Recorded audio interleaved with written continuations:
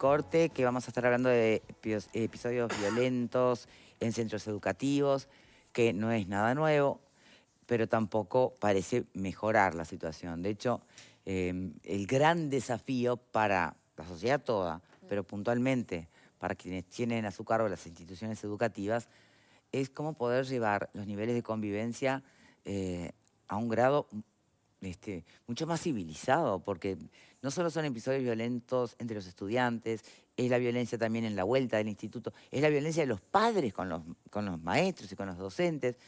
No sé, algo que por más que se habla, se insiste, se procura poner alguna solución aquí o allá, la cosa no pareciera estar mejorando demasiado. Nos está acompañando la presidenta del Codicen en este momento, Virginia Cáceres. ¿Qué tal? ¿Cómo le va? Mucho gusto. Gracias por la invitación. Un placer estar acá. Bien, mesas interinstitucionales, por zonas. ¿Cuánto le apuestan a este camino para que realmente mueva la aguja? Bueno, primero, esto de las mesas interinstitucionales surgió, voy a hacer como ir un poquito para atrás como para explicar esto. Bien. Nosotros en la ANEP venimos trabajando en convivencia desde hace mucho tiempo. El año pasado, de hecho, se aprobó el Plan Nacional de Convivencia y Participación, que es un documento muy grande que tiene las líneas y el marco teórico por donde entendemos que dentro de los centros educativos debe transitarse la convivencia. Este año, sumando un paso más, digamos, en esto de seguir abordando, sacamos este documento, que es Tu Voz, Tu Acción, Tu Centro, que son acciones específicas para el abordaje de la convivencia en los centros educativos, que es un conjunto de herramientas que ¿Como si ya fuera están... un protocolo? Es un conjunto de herramientas sugeridas, acciones sugeridas, que se basan en 3 pilares: los estudiantes, los docentes y la familia y la comunidad. Sí. En donde hay un conjunto de herramientas que ya están disponibles por parte de la ANEP para todos. Por ejemplo, un conjunto de talleres que se le dan, por ejemplo, en coordinación con Ceibal a los docentes en distintos ejes, y algunas otras propuestas que son nuevas. Es un documento que se trabajó además porque el eje de este documento y el foco está puesto mucho en la participación de los estudiantes. Es un documento que se co-creó con la última generación de estudiantes que nos representan en el Parlamento Juvenil del Mercosur. Ellos se les entregó un documento borrador, ellos hicieron aportes y ahora son ellos nuestros voceros oficiales, digamos, en el territorio, como una herramienta más para poder seguir abordando estos temas. ¿Puedo hacer Sí. una pregunta? ¿Qué tanto tienen que desaprender los jóvenes en el centro educativo para aprender de convivencias civilizadas y pacíficas? Bueno, es una pregunta interesante y creo que muestra o apunta a esto de ver... No la entendió Alfredo, ¿no la entendiste? Sí, desaprender. Y claro, Y digo, sí. Lo que traen, de lo que Claro. viene. todo sale de casa, Exacto. ¿viste? Todo De sale de casa. construirse de alguna manera claro. en códigos que vienen construidos desde otro lugar, que ese es uno de los problemas que está siendo más visible y más evidente. Hay una generación... No me gusta ponerme en el rol de señora mayor que dice... No, porque además sos una chiquilina, así que no te va. Gracias. Bueno, más o menos, ¿no? Pero en esto hay una generación que ha cambiado de alguna manera los códigos en cómo construye sus vínculos, la forma en cómo construye sus vínculos y cómo se relacionan, que está impactada por un montón de cosas. Seguramente por la pandemia, porque hay toda una generación que ha atravesado y que ha sentido la afectación de no tener vínculos durante un año entero y haber estado encerrados dentro de sus domicilios. También con una nueva sociedad que maneja las redes sociales con un nivel de exigencia y de cultura hacia los adolescentes que es distinta al mundo o a los códigos que nosotros o que en otro momento culturalmente se manejaron. Y además, yendo un poco más, como una mirada más amplia, todavía más profunda, hay un proceso cultural de desgaste y de construcción que viene desde hace muchísimo tiempo y que hoy estamos viendo... Desculturización, eso. Yo no sé si desculturización sería el término correcto, pero sí de un cambio, digamos, durante mucho tiempo vivimos en una sociedad en donde desde lo discursivo se ponderaba y en algún punto hasta se romantizaba de alguna manera la delincuencia y demás. Y creo que todo lo que nos está pasando también un poco en la sociedad es producto de un proceso cultural que viene desde hace muchísimo tiempo y que hoy estamos viendo un poco las consecuencias. ¿Qué opinan ustedes? ¿Es eso o es que, bueno, se ha ido perdiendo conceptos como respeto, autoridad, disciplina, cosas que pasaron a ser asociadas a dimensiones negativas que tienen por ahí que ver con nuestra historia. No sé, ¿qué pondrían ustedes? ¿Qué pensás, Alfredo? No entendí lo de Ay, romantizar. Hoy no estás romantizar la entendiendo nada. delincuencia. Bueno, ¿crees que No entendí lo que jubilación? dijo Virginia de romantizar la delincuencia. No sé, capaz que Bueno, en algunos durante- barrios la romantizarán, pero yo no. No, yo me refiero... Ah, es ironía, la entiende perfecto. De la institucionalidad durante muchos años, desde del discurso oficial, se planteaba la delincuencia o el proceso de delincuencia casi como una consecuencia de ser víctima de la sociedad. Y creo que ese discurso en donde lo que no estaba bien se justificaba de alguna manera, licuando las responsabilidades en una sociedad que era injusta para con algunas personas, trajo consecuencias que las estamos viviendo en algún punto hoy. No estoy de acuerdo contigo, pero no importa. Una cosa es entender de que hay causas económicas que sin duda inciden en la delincuencia, otra cosa es decir que está todo bien, lo justifico porque son pobres, no.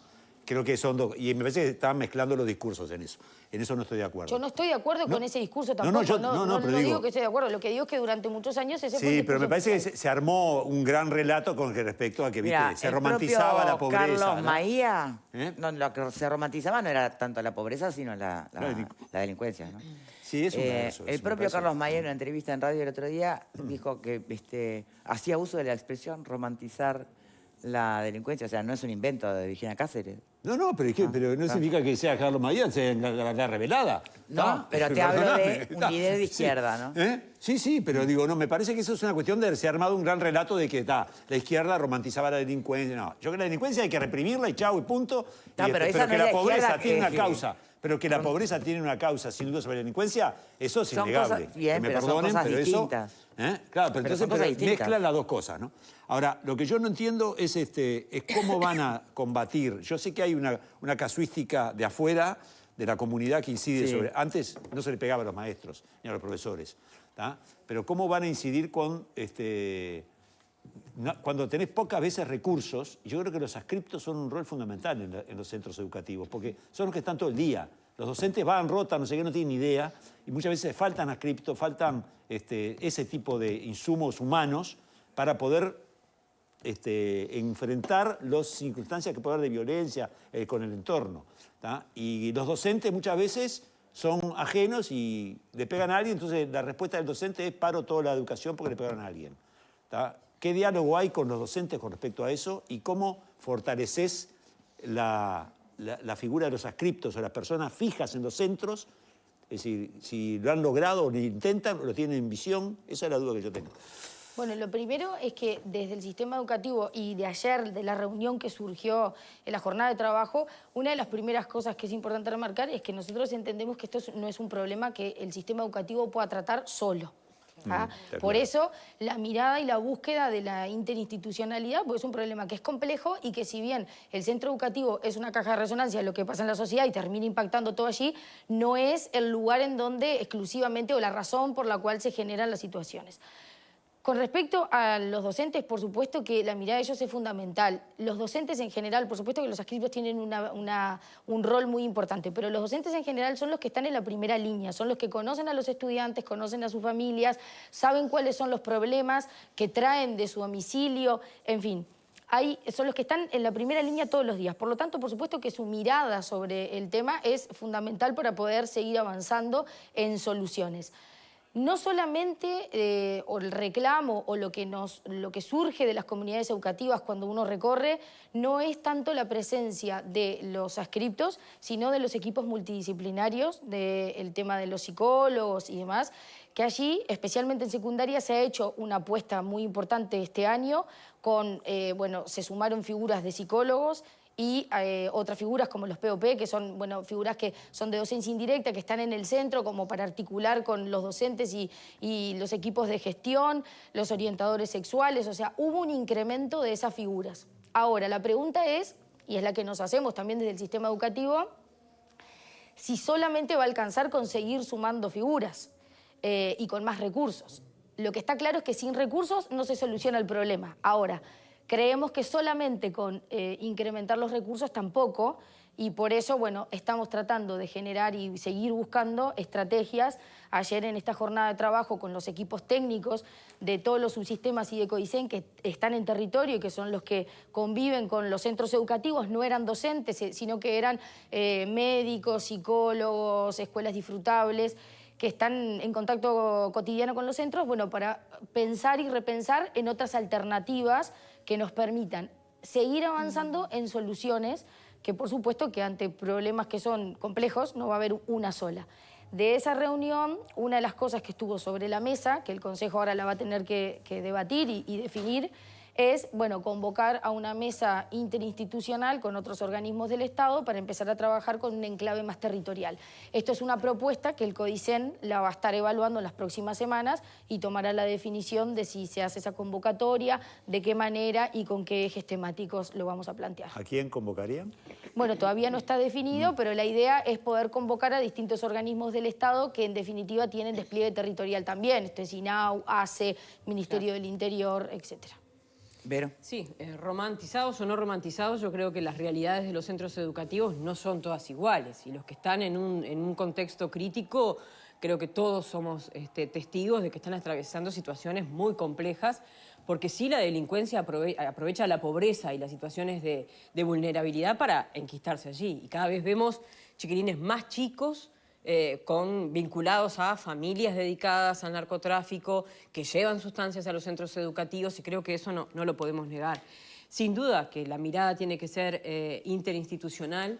Ahora, ¿cómo hacer, y esa es mi pregunta, para que después esto no sea una cuestión de las famosas comisiones que armamos, las responsabilidades que se diluyen, las horas y horas de debate entre, bueno, el que representa la institución educativa, el que representa a la alcaldía, los que representan a la policía? ¿Cómo hacer para que esto realmente se traduzca en acciones? Porque lo que está pasando no admite mucho más debate. Y creo que el diagnóstico más o menos lo tenemos. El tema son las acciones que eviten que estos chiquilines estén en la situación de vulnerabilidad que están. ¿Cómo se traduce eso en hechos reales?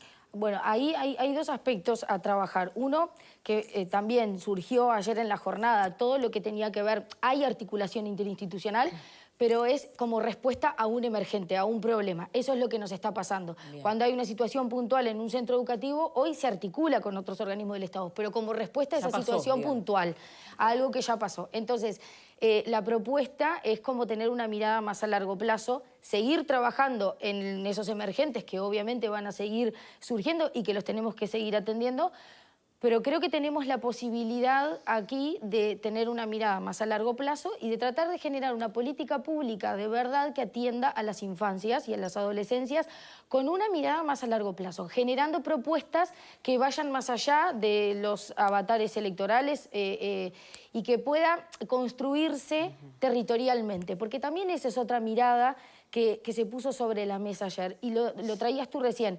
No todos los centros educativos tienen la misma realidad. Inclusive, no, por supuesto que no en el resto del país y en Montevideo. Hay un problema, de alguna manera, más urbano, más de la capital, que es más evidente que en el resto del país. Pero también en lo que tiene que ver con la distribución de Montevideo, las zonas son distintas, claro, y tienen particularidades distintas. Entonces también nos parece importante que sean los propios centros educativos que empiecen a construir sus respuestas a cada una de las situaciones.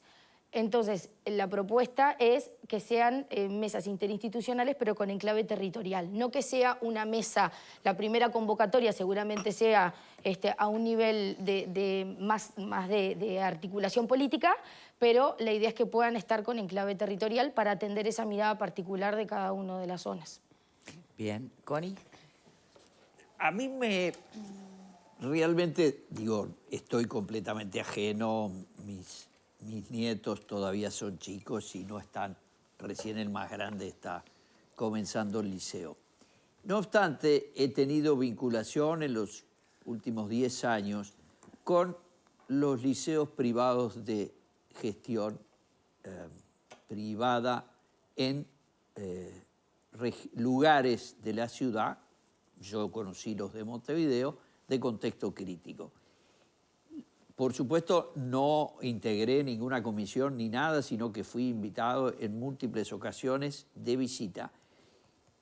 Y yo me encontré una institución que no se parecía, más bien, que parecía mucho mejor de aquellas que yo conocí, no en contexto crítico, sino en todo lo contrario, en mi experiencia secundaria y liceal. Entonces, ¿qué son los factores? Porque, digamos, estas instituciones lo que tienen es mucho menos dotación de alumnos. Concretamente, repasaba los datos de un liceo en donde en un barrio que tiene 1.200 egresados de sexto año de primaria, se presentan 500 para concursar, para entrar a ese instituto, y solamente con escribano público se hace sorteo y se entran 100, 50 varones, 50 niñas.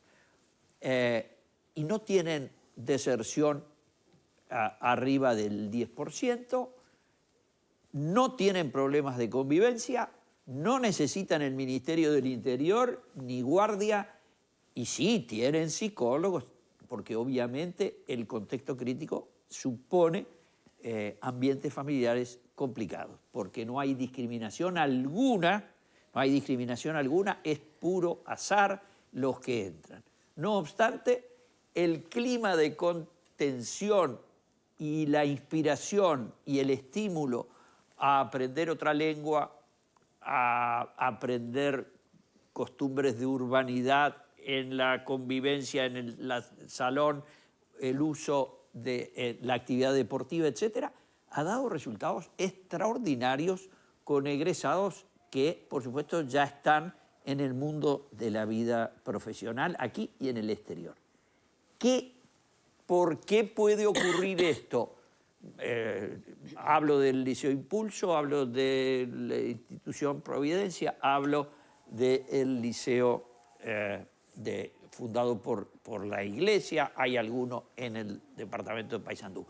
¿Qué diferencia o qué experiencia se intercambia entre estos casos tan exitosos y la estructura del sistema público?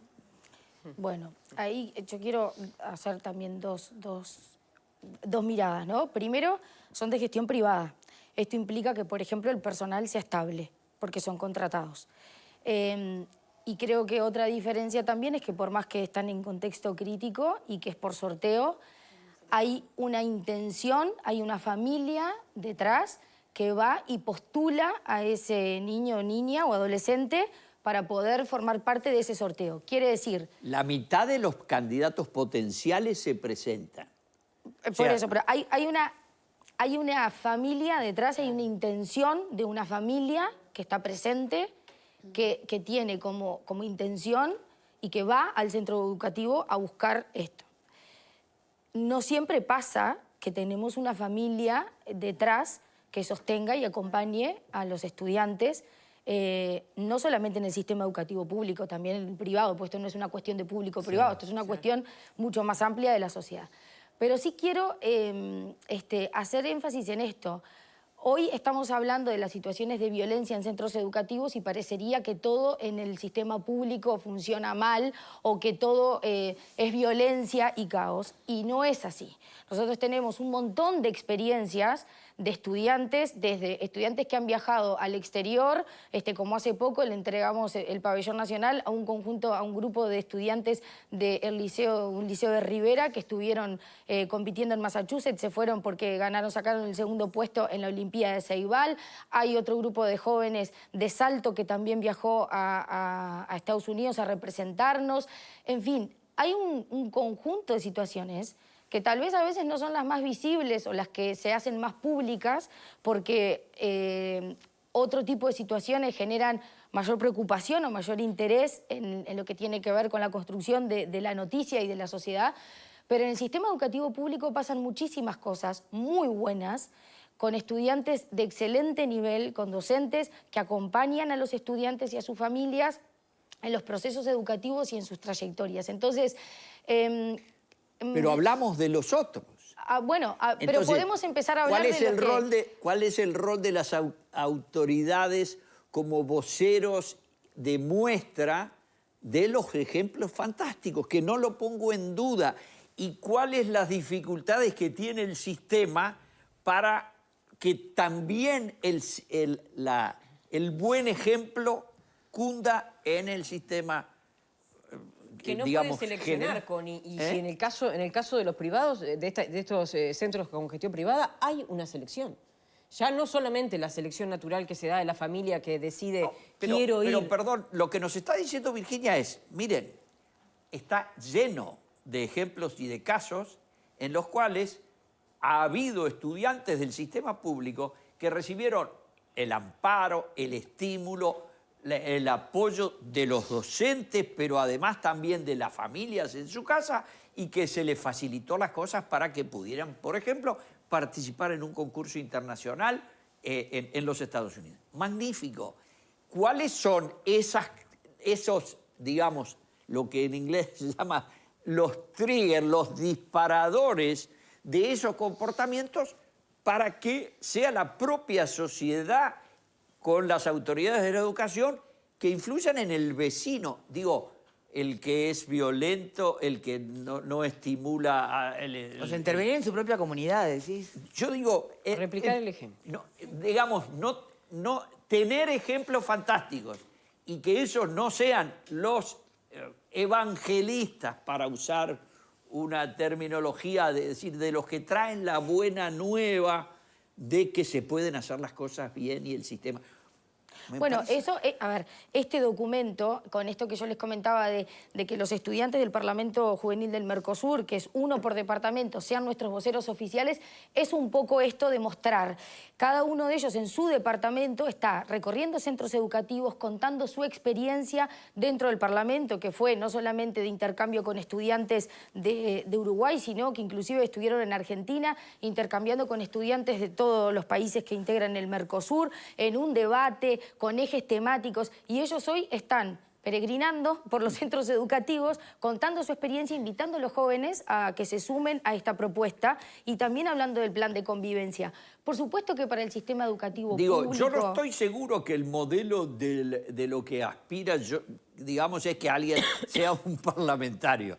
No, por supuesto que no. Está muy bien la experiencia del diálogo, del debate, para eso debiéramos entrenarnos más. Lo puse como ejemplo de algo bien. positivo que pasa dentro del sistema y que estamos haciendo un esfuerzo institucional para ponerlo en evidencia y que sean los propios jóvenes que le hablen a los jóvenes para contarles esa experiencia. Seguramente no todos quieran ser parlamentarios, pero hay otras instancias. Nosotros desde la ANEP promocionamos, tenemos desde los torneos de debate hasta los clubes de arte, que son también instancias en donde los centros educativos se postulan y allí desde danza hasta teatro y terminan en grandes eventos aquí en Montevideo, en un teatro, digamos. Hay muchas acciones que se realizan tan variadas como los gustos que tienen los estudiantes por participar. A algunos les gustará el arte, a otros les gustará el parlamento o el debate, pero la intención sí es mostrar y que el eje de participación, y en eso hacemos mucho hincapié a partir de este documento, la participación de los estudiantes es fundamental para generar un cambio también dentro del sistema educativo. ¿Puedo hacer una pregunta? ¿Está medido qué incidencia puede tener en esto de la convivencia, lo que puede hacer la resistencia que tuvo y debe seguir teniendo la transformación, la reforma educativa? Yo no creo que en los estudiantes esto tenga un impacto como para generar, digamos, las situaciones de convivencia que estamos teniendo y que las vemos y que las conocemos están asociadas a cuestiones que son absolutamente ajenas al sistema educativo. Digamos, los jóvenes no se pelean porque no quieren las competencias o porque quieren las competencias. Hay cuestiones propias de la convivencia, por no quiero ser redundante, pero digo, de cómo solucionar un conflicto. Hay un compañero o sea, es que la realidad de la afuera que entra... Me sacó el gorro, sí. Me lo empujó al gorro y yo entiendo que eso es una actitud que me está invitando a la pelea y mi respuesta es violenta. ¿Qué estabas diciendo, Fer, perdón? Que justamente creo que la centralidad a la hora de hablar de convivencia, si bien hoy se mencionó la delincuencia, no está focalizada en la delincuencia y de hecho me parece muy importante lo que mencionaba Virginia y también los aspectos territoriales que traía Vero en esto de, no sé si los municipios van a tener parte que ver en este plan, que me parece algo recontra positivo. me parece que está mal cuando, no que lo hagas tú, cuando lo desenfocamos y hablamos de delincuencia, porque en realidad el problema que tienen los centros educativos es el problema que tenemos en el país todo, que obviamente es la violencia enquistada como forma de resolución de conflictos. En los centros educativos obviamente se ven distintas manifestaciones. Hace unos años, esto no es de ahora. ¿Cuántas veces escuchamos de lo que pasa que la violencia... Para lo de llamado a pelearse en los shoppings. Lo de llamado de pelearse a los shoppings, Digo, lo de jóvenes los porque padres... están dentro del sistema educativo. Pero y lo de los padres y madres que le pegan a los maestros. a un maestro, a un docente, las peleas que se van generando, obviamente, dentro de los centros, entre estudiantes. Los riesgos que hace un tiempo veníamos, había salido un informe o una nota de los riesgos que corrían los chiquilines en el camino al centro educativo. Todo responde a lo mismo. Obviamente el centro educativo no tiene la solución mágica en sus manos. Sí puede colaborar en esta forma de, Victoria ya menciona a lo de desaprender, que qué difícil cuando la forma de resolver los conflictos no es... si bien obviamente hay lugares donde se llama claro, la forma violenta de resolución de conflictos la vemos todo el tiempo en actores de toda la sociedad. Bruto trabajo, la verdad, tienen los centros educativos, que yo creo que al principio y al final del día la educación es la herramienta para combatir este tipo de cosas, pero no es que se empieza de cero a construir. Hay que recaminar, ir para atrás y volver a caminar un camino que obviamente es difícil. No sé si hay estrategias como para ir encarándolo de distintas maneras. Creo que los docentes son claves, calculo que los equipos técnicos también. Ojalá hoy... Tú preguntabas, Victoria, si esto, ¿qué tanto pesaba cada cosa? Bueno, yo creo que eso es lo que no terminamos de... Ojalá lo tuviéramos tan claro y fuera una causa única a atacar. Lamentablemente no lo es y creo que desde la ANEP se están haciendo los mayores esfuerzos y me parece que parte de esos esfuerzos también es un poco mencionar lo que tú estabas contando ahora de las buenísimas experiencias que tenemos a lo largo y ancho del país que lamentablemente muchas veces no son noticias porque estamos en lo urgente y no... Bien, en otras cosas. Sí. ¿Qué querías decir, Alfredo? ¿Un fuera de contexto puede ser? Dale, bueno, fuera de contexto, dale, sí. ¿Qué día hoy? Querida, ¿qué opinás de los cambios que se proponen en la ley de violencia basada en género? Ahí podés opinar porque no es político, es como jurista y como defensora de... Sí, tengo claro que no es político, pero hoy estoy ocupando un cargo que tiene que ver con la educación y prefiero, más allá que por supuesto tengo una postura al respecto, pero preferiría no opinar porque no quiero meterme en temas que no son de mi competencia actualmente. Toma. Cobarde saliste. No vale, es absolutamente tiene válida con todo la lo que está respuesta. Bueno, muy bien. ¿Algo más que quiera agregar la presidenta del CODICEN? Bueno, yo quiero invitar, porque este documento no solamente está pensado para los estudiantes, sino para los docentes y para las familias. Está colgado en la página de la ANEP y a mí me gustaría invitar a las familias, a aquellas familias que están detrás de sus hijos y hijas y que les interesa construir no solamente un sistema educativo con buenos climas de convivencia, sino una sociedad que nos permita vivir a todos de una manera más tranquila, que se acerquen a los centros educativos, que allí van a encontrar a los docentes que están también muy ávidos y abiertos a construir entre todos un mejor sistema con mejores climas de convivencia.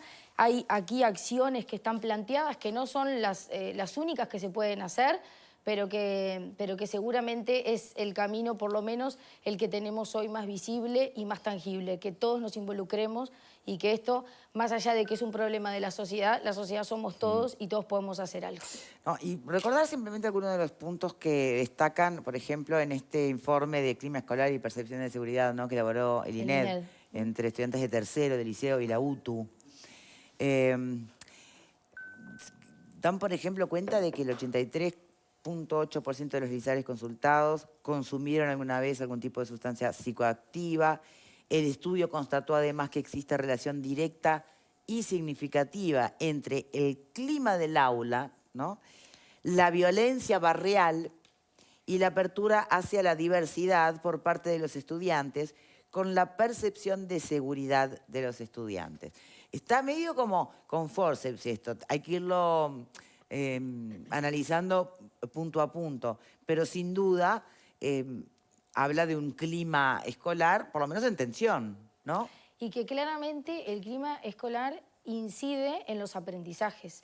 Ningún estudiante va a poder desarrollarse y aprender si se siente inseguro en su centro educativo o si el consumo no le permite tener la atención suficiente en la clase y en lo que explica su docente. Entonces, por supuesto que es importante trabajar en los aprendizajes, pero como premisa previa tenemos que tener centros educativos que sean lugares amigables y seguros para los estudiantes y los docentes. Bueno, hablando de seguros, otra cosa que se destaca, que usted misma destacó, ¿no? Hay datos que son alarmantes, que en los pasillos y que en los baños haya una sensación de inseguridad.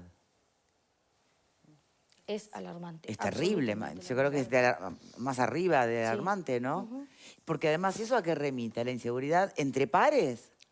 Sí. ¿O al ingreso de la afuera? No, es la seguridad entre pares y ahí también hay un corte y una mirada de género en esto porque también es uno de los temas y uno de los aspectos que influye en ese sentimiento de inseguridad. Y otro dato que aporta el estudio del INED y que también es importante, que está empezando como a aparecer más presente, es el consumo de bebidas energizantes, el alto consumo de bebidas energizantes entre los adolescentes, con un bajísimo nivel y percepción de riesgo por parte de los adolescentes y de sus familias, que además es un producto que es de venta libre. Exacto. Y que en consumos altos tiene un impacto porque además grave lo mezclan en con el alcohol, desarrollo. ¿no? ¿Por Sí, qué esa ¿A parte. quién señalás? Ese es el plus. No, que Alfredo pensaba que era Sí, algo... sí, que era una bebida. Yo pensé que era un refresco. Claro. Sí, a él le encanta eso decir es el que es bajo un nivel de buen cliente de percepción de esas riesgo. bebidas. No, él pensaba que era...